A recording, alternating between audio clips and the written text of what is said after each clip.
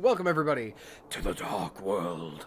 We turned into a bunny because the Dark World is actually this is supposed to be the Golden Land, or like the Sacred Realm or whatever, and your shape in the Sacred Realm or Golden Land or whatever reflects what is in your heart. Link is pure, so he becomes a bunny. This guy over here is always changing his mind, so he becomes a ball. And this guy over here is a dick, so he becomes a little demon gremlin guy. But then that guy mentioned, the ball guy, mentioned the same thing that the old man mentioned. If we have the Moon Pearl in the Dark World, or Golden Land, or Sacred Realm, or whatever you want to call it, we'll be able to retain our shape. Ah! So that's definitely an item we're going to want to pick up as soon as possible. Okay, I need a translator. Hold up the Master Sword and you'll get the magic of ether. So let's keep that in mind for later. Once we have the Master Sword, come back to this tablet. Makes sense. So these living statues, completely unkillable, but if you hit them, they become paralyzed for a little while. You can't move them out of the way, so please don't knock them into an area that's going to screw you over. That sucks. I've done that. It wastes your time. It's not fun. Nobody's having a good day when it... Oh. Nobody's having a good day when it happens. Bad news bears. Okay. You can throw your boomerang diagonally. I was not lying. Why I can't do it, I don't know. Give me that.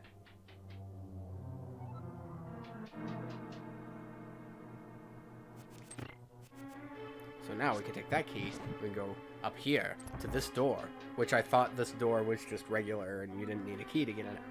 But so now...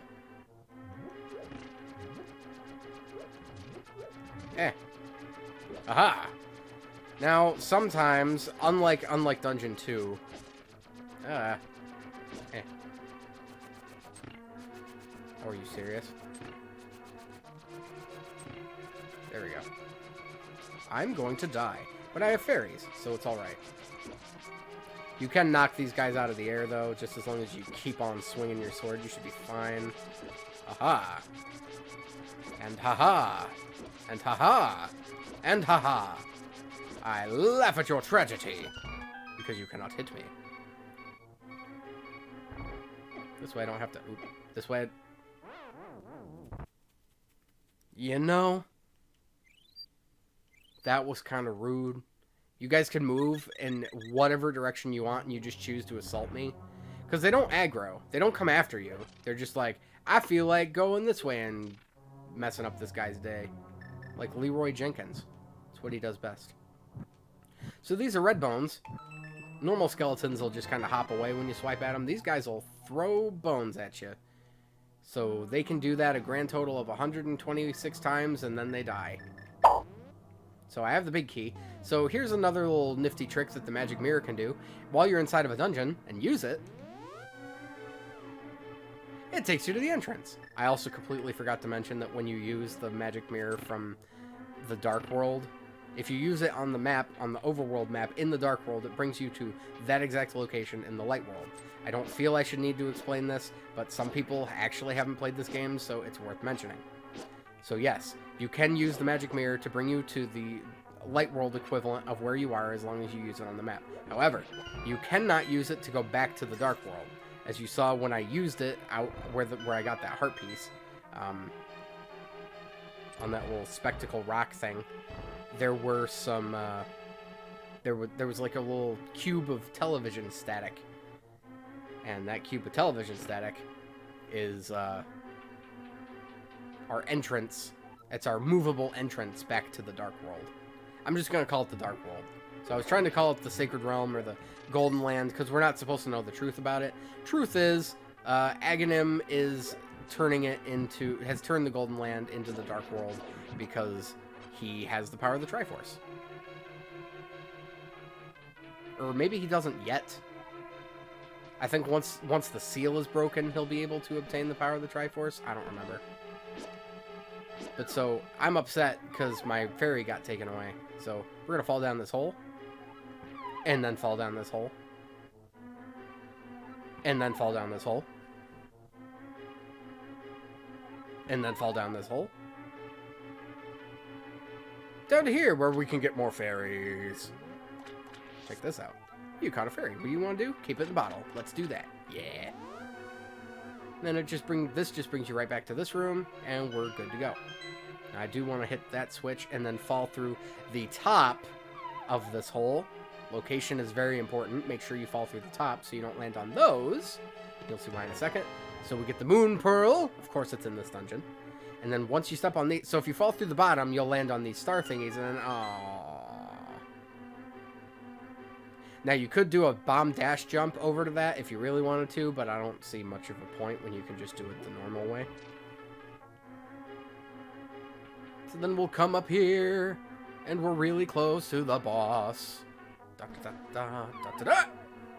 I deserved that. Okay, let's try this again. Up the stairs. Man, why are there so many stairs? Why couldn't the elevator have been invented yet? Alright, you guys, you can just kind of hang out. Those little D-pad looking things are springy springs, and will bounce you around, usually into pits. So, I'm going to put the arrows on. I don't think I can, well, I can definitely use them on this guy, but I don't know if that's a great idea. So, I like to use charge attacks for this boss. This is Moldorm, I think his name is. Because you can just stab his little taily thing. Try to get the spin attack to proc on him, though, because that deals more damage. I like using the spin attack because while you're in the charge formation for holding the spin attack, you cannot be knocked off of edges. As long as you are pushing away from an edge and an enemy plinks out of your outright pointed sword to stab. Aw.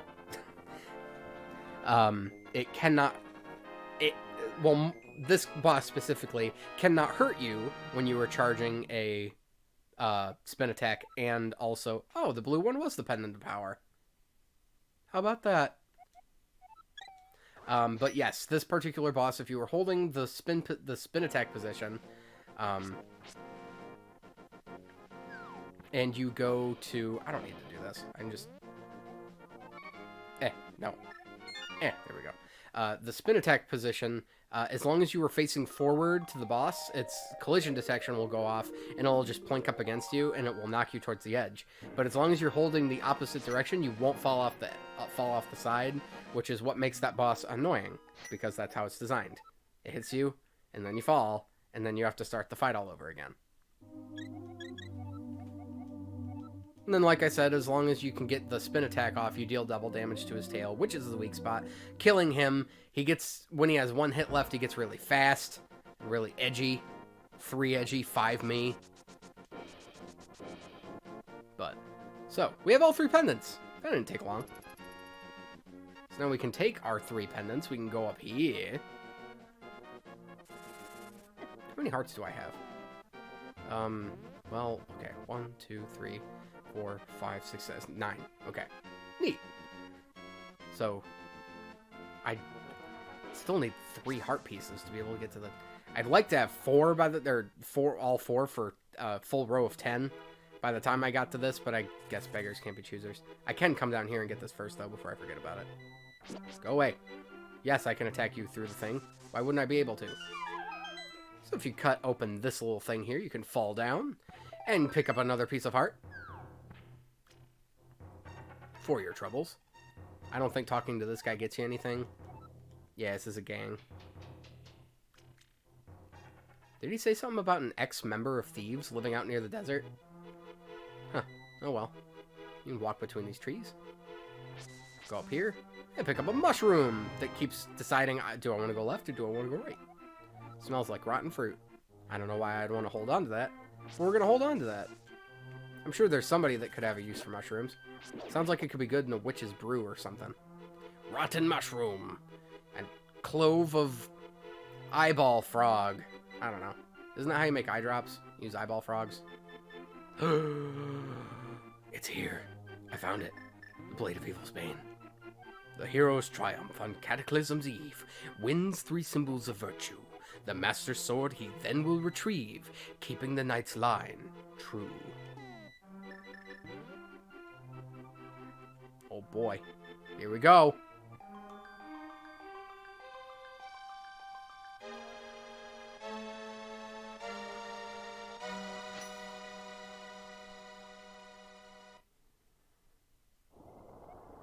I have the power!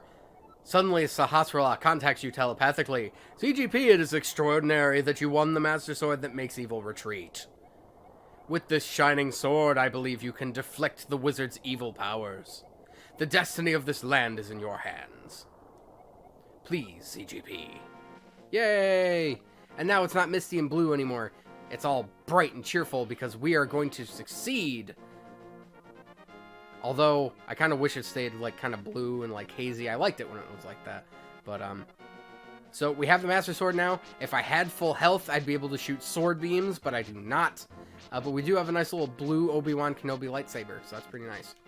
However, I am going to stop this recording bit here, and I will see you guys on the next episode of, or the next chunk recording, which will be broken into episodes of The Legend of Zelda, A Link to the Past. So, until then, be sure to like, comment, and subscribe for any, well, like this video if you actually liked it. Commented on it just to let me know you're saying hi.